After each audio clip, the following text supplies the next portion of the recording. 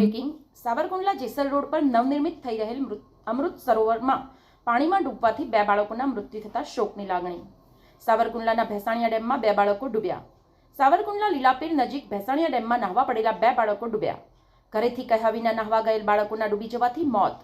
સાવરકુંડલાના fire વિભાગ ઘટના સ્થળે પહોંચી મૃતક બાળકોને બહાર કાઢ્યા। બંને મૃતક બાળકોને સાવરકુંડલા સિવિલ હોસ્પિટલમાં ખસેડાયા હતા। મૃતક બાળક મંત્ર રાજદીપભાઈ મસરાણી ઉંમર વર્ષ 10 ગીતાંજલિ સોસાયટી સાવરકુંડલા, કૃણાલ અશ્વિન સોલંકી ઉંમર વર્ષ 14 ગીતાંજલિ સોસાયટી સાવરકુંડલા। બંને બાળકોના આઘાતજનક સમાચાર સાંભળીને જ સ્વજનોના હૈયાફાટ રુદન સાથે ઘેરો શોક। Reporter Damor વનરાજભાઈ, DT news live 24 ધારી।